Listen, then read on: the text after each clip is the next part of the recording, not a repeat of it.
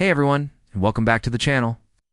Today, we're embarking on a journey to a place of breathtaking beauty, where turquoise waters meet lush green landscapes. But beneath the serene surface of Fiji, nestled on the northern coast of Veti Levu, lies a tale that's both chilling and utterly fascinating. If you're driving along the King's Road and turn towards Uvelica, about 12 kilometers before town, you might spot something quite unexpected, a neatly kept grave. It looks peaceful, almost ordinary, but the story it holds is anything but. This isn't just any grave. It's the resting place of a figure shrouded in myth, terror, and a dark legacy that stretched back over 200 years. We're talking about Ratu Udre Udre, a tribal chieftain who, according to history, was known as Fiji's most prolific cannibal. Now, before we dive deeper, let's set the scene. Imagine Fiji in the 19th century, a time of significant change, with powerful chiefs like Ratu Udre Cannibal eventually ceding the islands to Great Britain and embracing Christianity. Yet, Udre Udre's reign of terror predated, and in some accounts, even overlapped with these shifts, continuing his gruesome practices even as new eras dawned. The name Ratu Udre Udre is etched into history, not just in Fiji, but around the world. For a truly unsettling reason, he's reputed to be the world's most prolific cannibal. Think about that for a second. The sheer scale of what's attributed to him is mind-boggling. During the 19th century, it's widely believed that Ratu Udre Udre consumed an astonishing number of people. His grim accounting method was as unique as it was macabre. He kept a stone for every person he ate. These stones, silent witnesses to his acts, were placed alongside his tomb in Rocky, an area now far removed from the terror he once inspired. Now, you might be wondering, how did people know about this?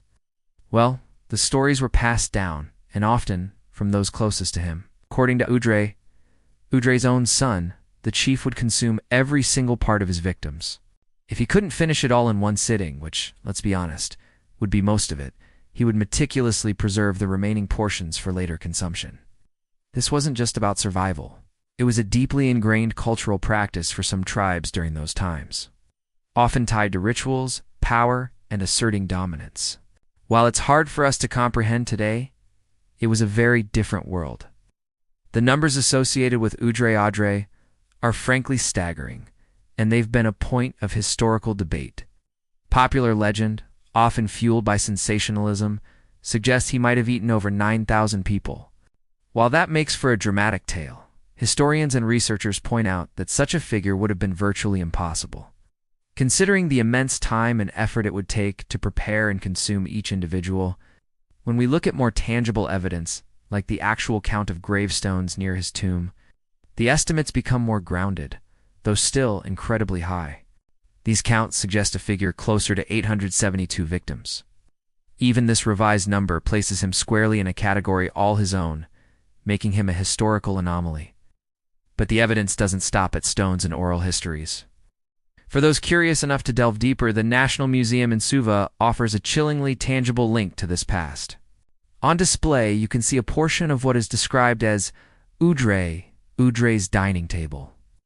And perhaps even more unsettling, several of the actual ceremonial forks used by Fijians for eating human flesh are also exhibited. These artifacts aren't just curiosities, they are stark reminders of a very different time in human history. Shedding light on practices that were once a part of certain societies, it's crucial to understand that while these stories are unsettling, they represent a past that is far removed from modern Fiji. Today, Fiji is renowned for its incredible hospitality, vibrant culture, and its people's warm spirit. The stories of figures like Udre Udre are part of a complex history, and understanding them allows us to appreciate the journey of a nation and its people. It reminds us how much cultures can evolve and transform over centuries. The shift from tribal warfare and practices like cannibalism to the peaceful, welcoming nation Fiji is today is a testament to progress and change. This story of Ratu Udre Udre isn't just a tale of horror. It's a window into the intricacies of pre-colonial Fijian society, the power dynamics of tribal chiefs, and the dramatic cultural shifts brought about by external influences like Christianity and colonial rule. It shows us how different societies interpreted power, ritual, and sustenance, and how these interpretations can starkly contrast with our modern sensibilities. It's a powerful reminder that history in all its forms is worth exploring, not to judge, but to understand the multifaceted tapestry of human experience. So, the next time you think of Fiji, yes, think of the pristine beaches, the friendly Beulah, greetings, and the incredible scuba diving. But also remember that beneath that tranquil surface lies a rich, sometimes dark, and always fascinating history. It's a history that has shaped the nation and its people into the resilient and beautiful culture we see today. From the ancient chiefs to the modern-day warmth, Fiji truly has a story for every traveler and every history enthusiast. Thank you so much for joining me on this historical dive into the intriguing, albeit somber, past of Fiji. I hope you found this exploration as thought-provoking as I did. You enjoyed this video and want to see more historical deep dives and cultural explorations? Please hit that like button, subscribe to the channel, and ring the notification bell so you don't miss our next adventure. We love hearing from you in the comments, so let me know what you think about Udre Udre's story or any other fascinating historical figures you'd like us to cover. Until next time, stay curious.